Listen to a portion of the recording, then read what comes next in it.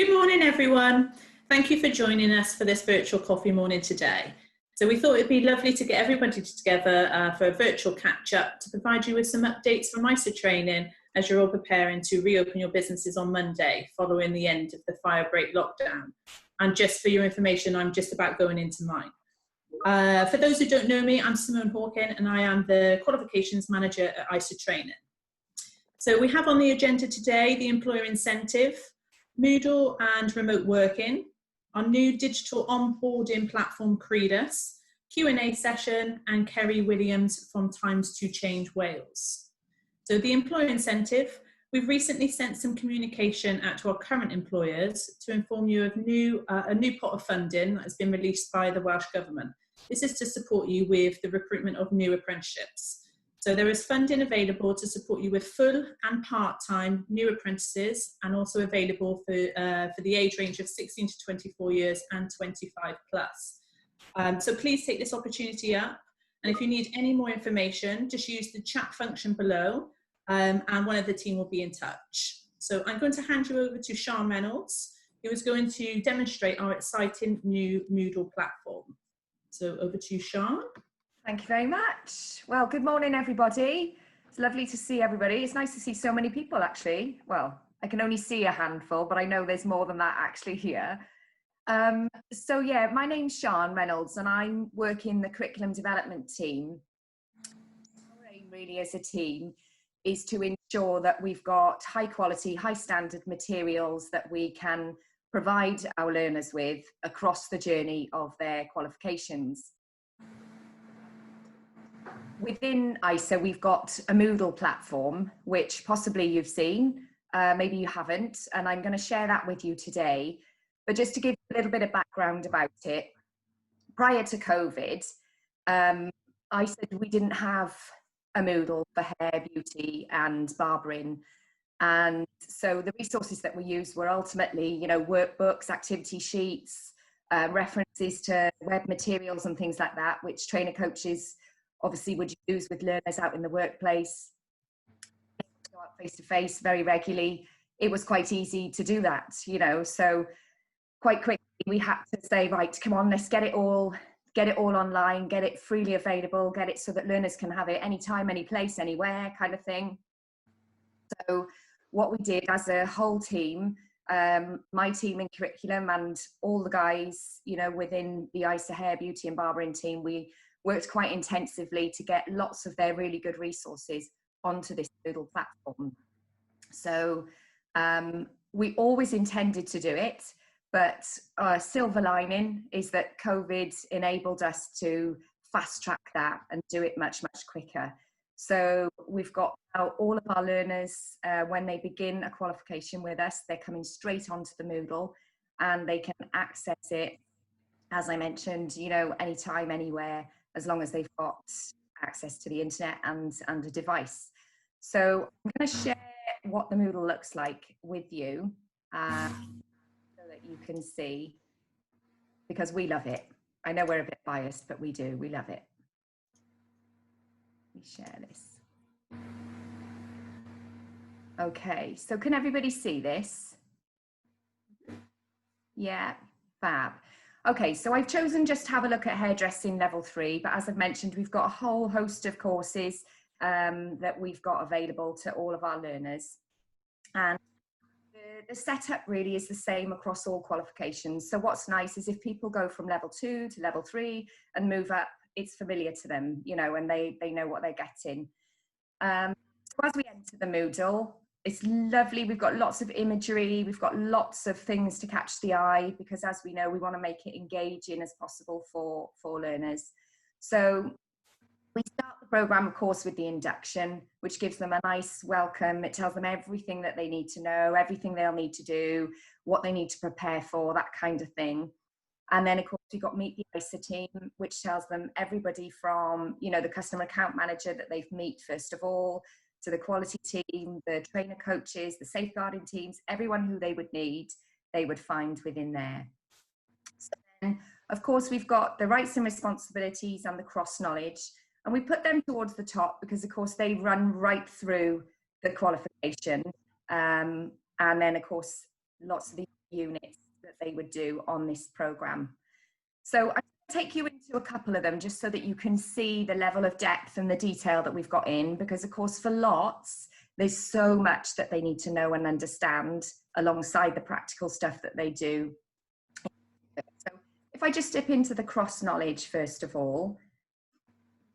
So what we've tried to do with the cross knowledge is to make it as easy to dip in and out as possible. So we've got lots of videos, text, we've got QR codes for them to click on if they want to read and find out more. Again, videos, practical tips, all the areas that they need to cover, PPE, personal hygiene, products, all the things, you know, that you would expect them to be learning about, and that the, you know, that the criteria says that they need to have covered. And then we've got throughout as well these activities which are quite clearly marked. So what they need to do after each section, if there's things they need to do, and if they need to produce work that needs to go onto their e-portfolio, onto Smart Assessor, or if they need to do, and then they'll be discussing with their trainer coach, you know, so it's a mixture of things for them to do. And then of course, because this is cross knowledge, we've got quite a lot of legislation that they need to work through. But again, we've tried to make sure that this is as, you know, brief but detailed as possible by giving them snippets of things to take further and follow through their learning. So there's quite a lot in here. We end with a quiz. But of course, as we know, there's a lot from the cross knowledge that they need to understand. So they can absolutely dip in and out. Of course, they've got the trainer coach there to guide them as to which sections to look at and where to go next. So cross knowledge is a great place for them to begin. I'll just take you into this one, Creatively Style and Dress Hair, Unit 3. So again, similar theme, lots of visuals, lots of opportunity for them to find out information, have a look at ideas, tutorials in there for them. Again, different ways of working, activities for them to do, things for them to upload. There's a nice activity here. So researching historical, cultural, fashion images, etc. Sharing that with their trainer coach. So all the way through, we tried to embed activities for them that meet the criteria, meet the understanding that they need to have, working, you know, alongside with their trainer coach. Lots of activity in there. And then at the end of every single unit, we've got this section, which is what you need to do in order to pass the unit. So it covers what you need to cover. So all the details there. What you need to do, what you need to know. So if they want more direct, you know, these are the standards, this is where they can come as well. So it's all there for them. And this is nice, words associated with this unit. So a bit of a glossary for them as well. And then of course at the end of every tile, we ask them for their feedback, because of course we want to make sure it's constantly revolving. We want to make sure it's what people need and what they want. So we ask them for their feedback, and then of course we monitor that and improve going forward. So each Moodle, each course has got at least the mandatory units for the qualification on there. It's also got, like I say, the introduction and the Meet the ISA teams, but we've also got the essential skills, information, so where your learners or your staff may be doing essential skills, there's all the information in there for them. We've got extra study skills for them, and then of course next steps. So if they want to progress onto the next levels and things, that's what they can do. So it's hopefully all really forward and right there at their fingertips, you know, for them to be able to work with.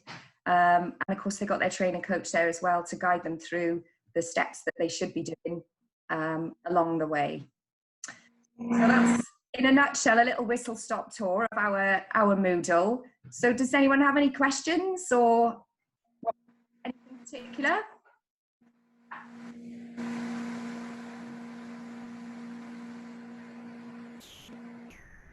No? I think it's really fab, Sean, and especially in these times that it's so visual with videos, with self-learning, and learners are able to progress then without their trainer coach, their needs of their trainer coach, and then it's kind of helps them to have more questions when they do have that time with their trainer coach. I think it's really informative. It's great. Yeah, absolutely. And that's why we made sure that, the teams are very passionate about having the activities in there, so that there was lots of discussions and lots of evidence of people's understanding from the things they've read and the things they've seen and the things they've watched. We wanted to make sure that that was there. So yeah, brilliant. And this is accessible on learners' phones? Yes, yeah, it's we've tested it on the phones because we appreciate that lots of people, only use a phone, don't have a laptop, or but yes, it's really nice, and the imagery comes across really nicely on the phone as well. It's easy to upload work and things like that onto it, but we don't necessarily ask learners so much to put work onto Moodle. It's more a case, this is their learning, where they go to get the learning, the activities they can do in another form if they want to. If they want to handwrite it, they can photo it, upload it to Smart Assessor. There's different options for people, Yeah, that's fab. Thank you, Sean. Okay, no problem. Okay, so I'm going to hand you over to one of our trainer coaches, Alice Weekly, and the fabulous learner, Bethan Keane. Bethan's currently doing completing her level 4 hairdressing with us. So they're going to provide you with some examples of how the learner journey can still continue in these strange times. So whilst using online platforms. So Alice, over to you. Thank you very much. So one of the main things that we've found that's helped learners continue their journey is Moodle, like Sean's just been through. Obviously, the fantastic thing about Moodle is that employers can go onto it as well, so they can see what the learners have been set. So with their progress review, they might have been told to go onto a certain tile to work through.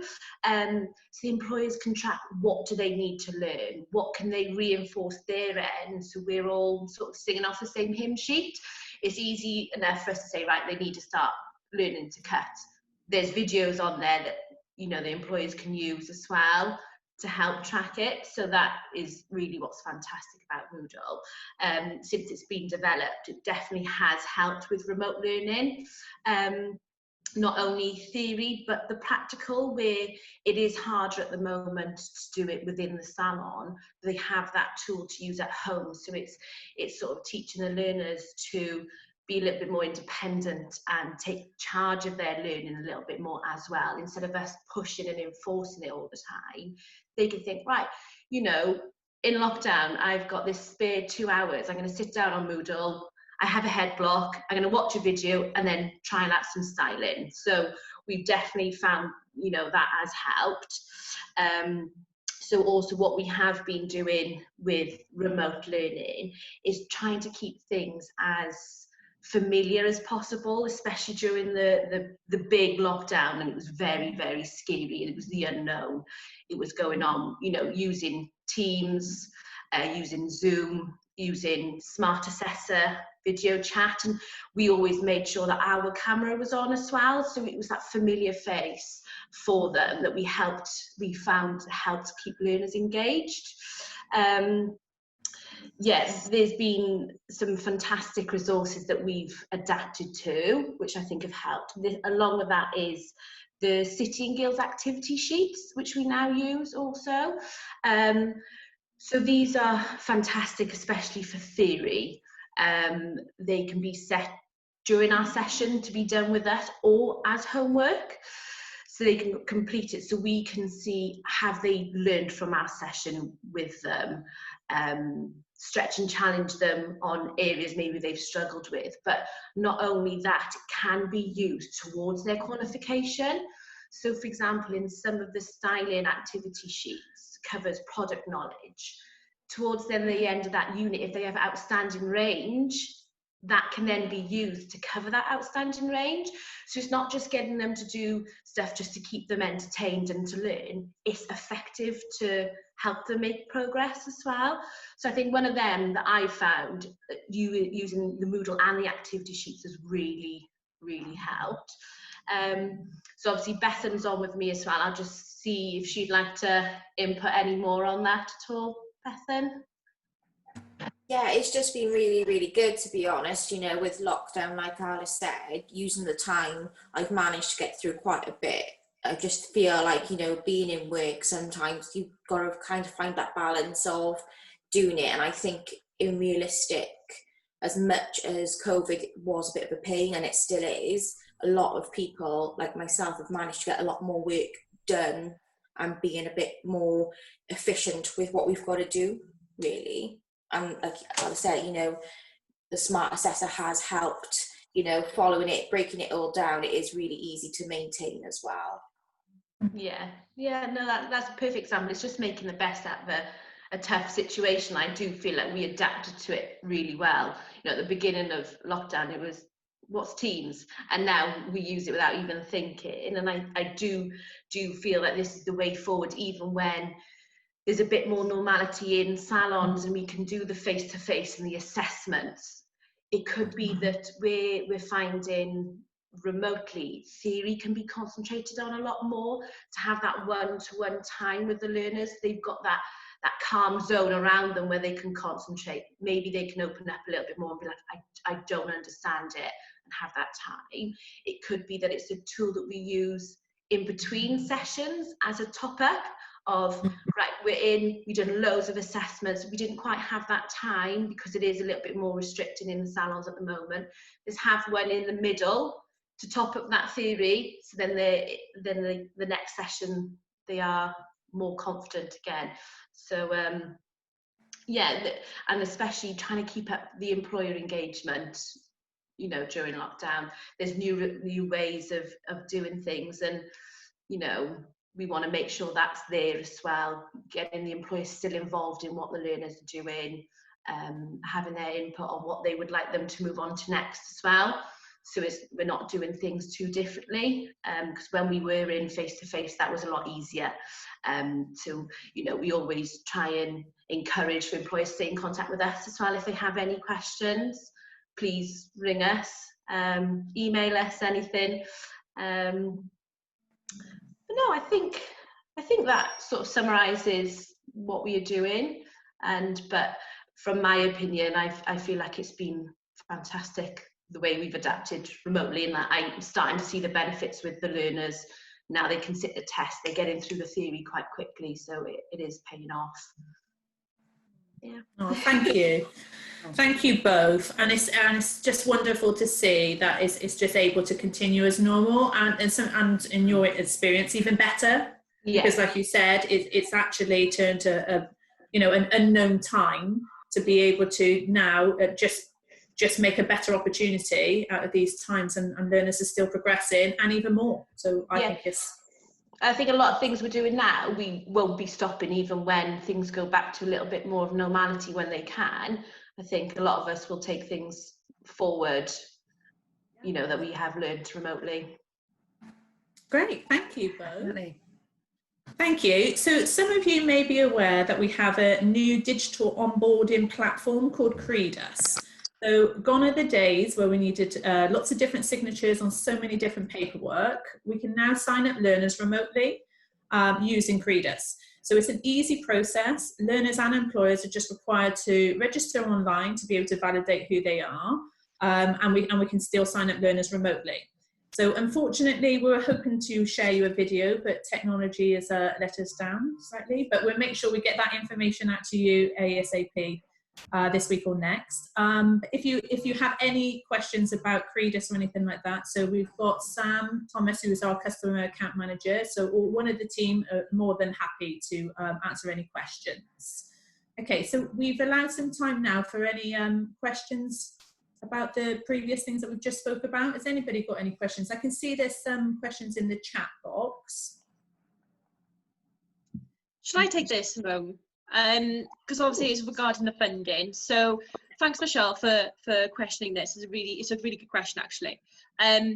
So can we apply for funding with existing apprentices? Unfortunately not. This current funding for employers are purely for new recruits since the 1st of August 2020. So if they've been employed since the 1st of August, then we should be able to offer this funding. Like Simone said earlier, the group it's kind of grouped into ages. So we've got an incentive pot for 16 to 24-year-olds, and then we've got another pot then for 25 plus. The eligibility is a lot nicer this time round. It's open to all salons. So it's basically, if you've got new recruits, give me a call really, or drop me an email and I can discuss it on a one-to-one basis. How do we apply for the funding? There is a form, but obviously again, just give me a call. I'll call you, Michelle, after this meeting, and we'll go through it more specific with your salon and your apprentices, and then obviously I'll get that through to admin. Oh, thank you, Sam. Have we got any other questions on the Moodle platform? I know if you've got any funding questions, obviously we can get in contact. You can get in contact with Sam privately. Is there any other questions on Moodle, or how we can sign up learners remotely, or does everybody want to go and get another coffee and we can have a chat? Ian, you're very quiet. You've always got something to say. No, it's really good. I just like, I'm interested to see the Credus thing. I want to see how the learners work with the Moodle platform as well. So I don't think there's much I can add. It's all very comprehensive. So sounds good. I think the Credus platform we've had for quite a while now. So, and that's a great opportunity. Because like we said, we've all had to sign 101 pieces of paper, and having this, the Credus platform is able to, identify learners through some of the eligibility, and we can upload that information rather than, traveling across Wales to try and get signatures. So it's a great opportunity to sign up learners. Okay, is there any other questions? I'm not sure if I've got any in the chat box. The only thing I would say, Simone, I don't know whether that's, obviously it's not part of this morning, but what I think the biggest thing we face in Wales especially is recruitment, is actually driving people towards the industry. That's one of the things I think, and it's in England as well, it's not just in Wales. And that's becoming a really cause for concern now about the scarcity of new learners. Sorry, let's get rid of this guy. I don't know, yeah. So the scarcity of new learners. So I think that is like the biggest problem that we are going to be facing. Have you guys got anything that you can, maybe suggest, yeah, or strategize on that? I think that's something that we have to take forward, because obviously it is across the board, and it is obviously in England as well, that we have little recruits coming through to the sector, and I think it is probably for all of us to promote how important an apprenticeship is, and how wonderful and the great opportunities that they have if they have an apprenticeship rather than going to college. Not saying that college is not suitable, just saying learn as you earn, and learning next door to one of the greatest stylists with all that knowledge and expertise is the best way. So I think it is probably for all of us to promote the apprenticeships, and starting from schools, right from school years, about the benefits of an apprenticeship. What years? At what point would you start targeting? What school years would you be targeting? Because I think sometimes by the time we get to was it year 10 or 11, it's too late sometimes. I think it's too late. Definitely. Yeah. I think so as well. It's probably contacting the schools, because I know ISA used to work with a lot of schools and doing the schools events, and we would try and capture them before they start taking their GCSEs. But again, it's just having that relationship with the schools to try and get in there. We set up stands with lots of information for learners, just so that they have that. And also with parents, so when they're going around with their parents, the learners don't necessarily take all that information in, but then we can target the parents then, and just explain about the apprenticeships, but as early on as you can. I mean, I knew I wanted to be a hairdresser from primary school. Yeah. So and that's it. And I think that is the case when they go from primary almost into secondary school. That's when we should be looking at, you know, those years 7 and 8s. That's when you kind of get the, you know, you start the idea of it, and you kind of, I know, you kind of promote the industry as a whole, really, of what it can offer. I just don't think that's ever been utilised. I think what we're faced with, unfortunately, is that colleges now are working in tandem with schools, so that because of the funding that each candidate receives for the college then will give a percentage back to the school. Right. Okay. And I think that is a massive problem, because schools, you know, they see nothing from the apprenticeships, and so there's a disincentive for a school to recommend that somebody to go and earn while they learn, because for them, they get a kickback from every student they send to a college. And unfortunately, that's the biggest issue. I mean, it's funded, and schools, you know, are so underfunded that if they're going to send 20 students off to a certain college and get, I don't know, 5-10 grand back for it, then that's thanks very much. They're going to take that all day long. And I think that is a real issue that we have to look at, as, you know, whether, as you know, there's, from ISA, I don't know, like I said, there's got to be some creative way whether the people who use ISA, all the salon users, actually put something into a fund that can equal that, and anybody, you know, you can engage with schools by saying, you know, give us this opportunity and we can give you this to your, you know, your equipment fund. We can do this, you know, and I think it's getting a foot in the door is probably the most. Definitely. We've got to think differently, because what we're doing isn't working. And that's, as a salon owner, what I'm doing is not working. And I think generally it isn't working. So we've got to actually look at the problem and find a solution to everything. Definitely. Well, it's like we said, if we're always doing what we've always done, we're always going to get the same outcome. Yeah. So we are going to have to look very, very differently. Just not to cut that shit, because that's extremely important, and 100%. And we have the team on the call as well, Ian, so we can definitely, and I think it's being recorded, so we can definitely look back on this and have a look at the strategy of moving forward. That's why I've got to watch what I say. No, but I've just noticed Kerry Williams is on the call. Hi, Kerry. Hello, how you doing? Are you okay? So thank you for joining us. I did give a little bit of a blurb. If I can hand over to you, that would be great. Yeah, lovely. I'll just bring up my. Oh, I haven't got my screen yet. No worries. I can talk to you without without slides. Yes, my name's Kerry, and I work for Time to Change Wales. Some of you may well have heard of us before. But we are the sort of first All Wales campaign to challenge stigma and discrimination that surrounds mental health.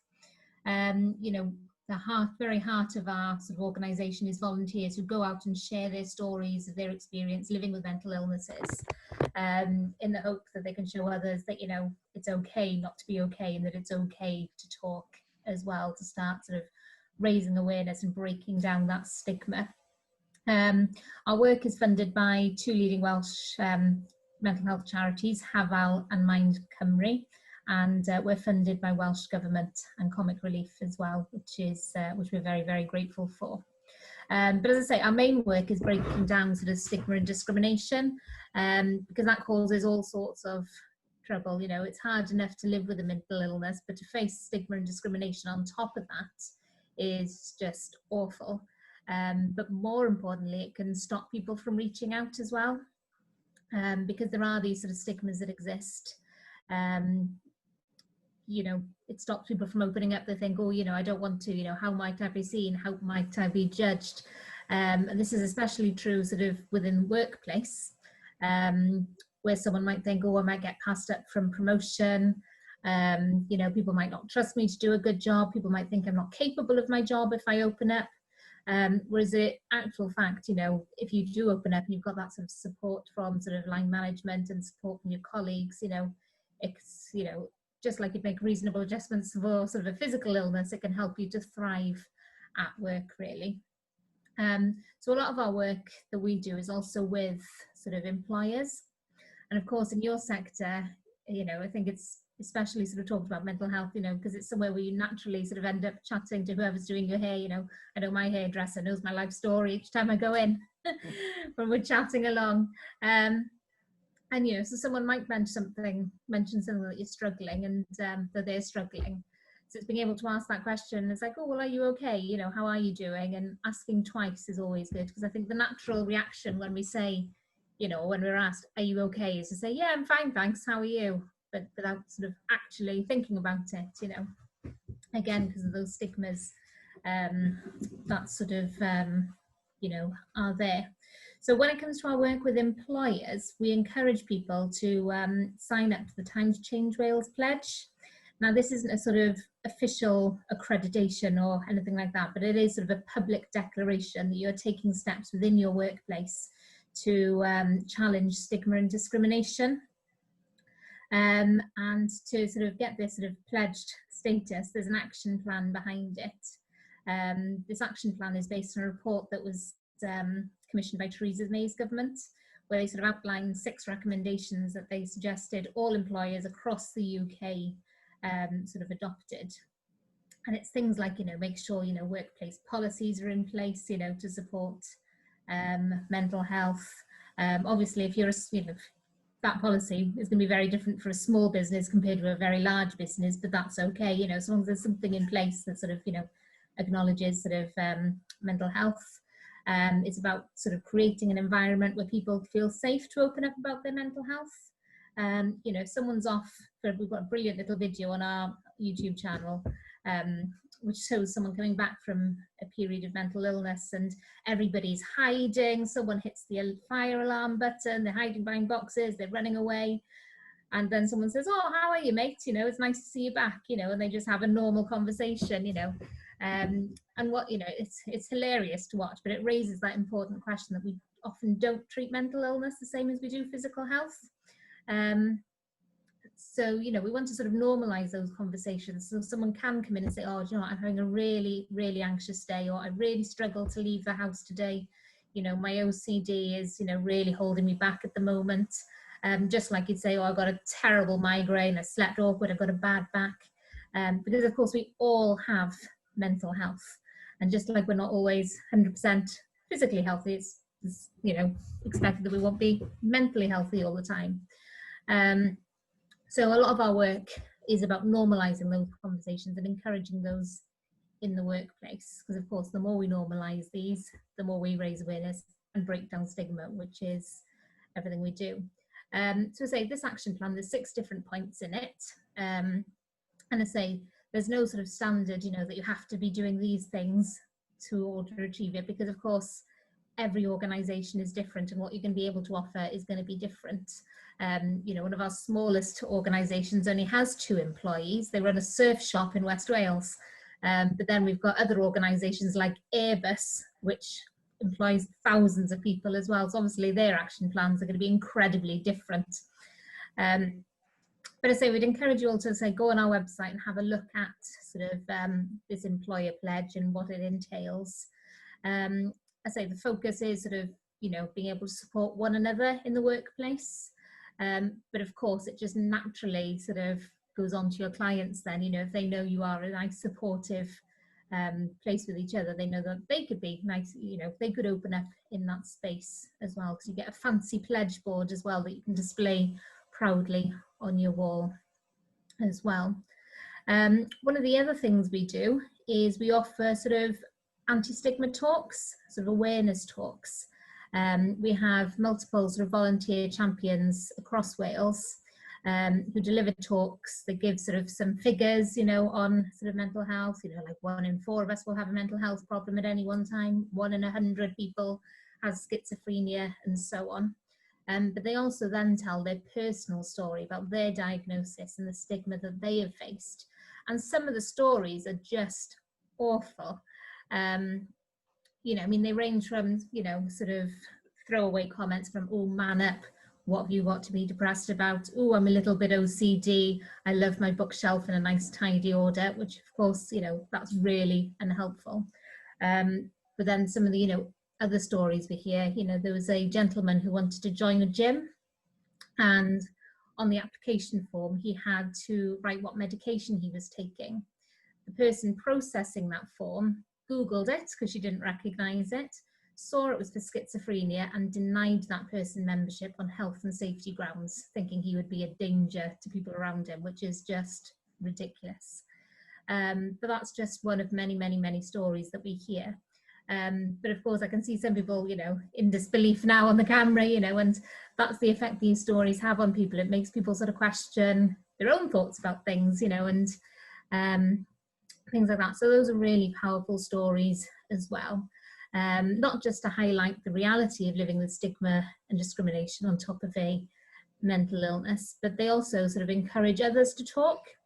And in some cases, you know, it's the reactions we get from people listening are amazing, because someone will say, oh, wow, I've been struggling for years and I've never told anyone, but what you've just described is exactly what I've been going through. And, you know, it makes them feel not alone.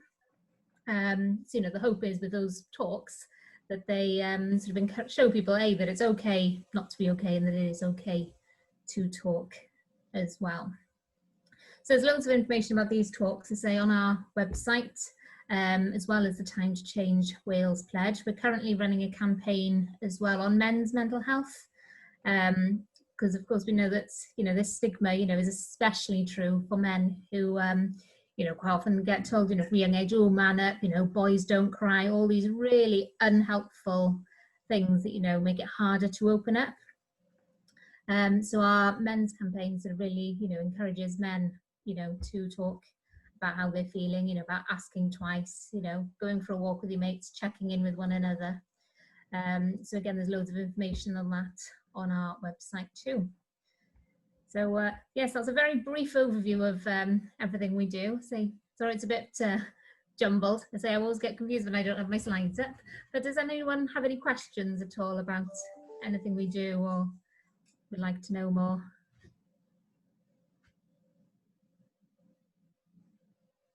I would like to say, Kerry, that we heard you speak within a recent event that we had within Educate as well, I know, and what I found was really interesting was that it really is just those little things that help, you know, like where you said about just having a conversation with somebody, and instead of saying, you know, yeah, I'm fine, just saying, oh, I'm feeling a bit anxious today because of this, and you never know what's going to come back, and it opens up a whole new conversation.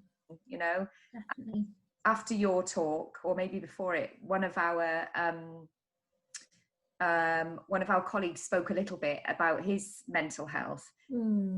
So so brave, you know, to do that with everybody, but also it opened up a new conversation, you know, and I know myself and other people sort of reached out to him and had a conversation, had a chat about things we wouldn't have before.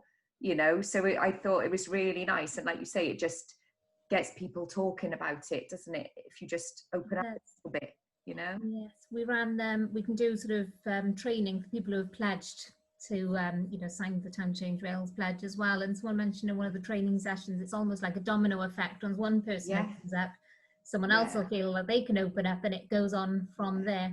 And as you say, you know, a small conversation can, you know, can save a life.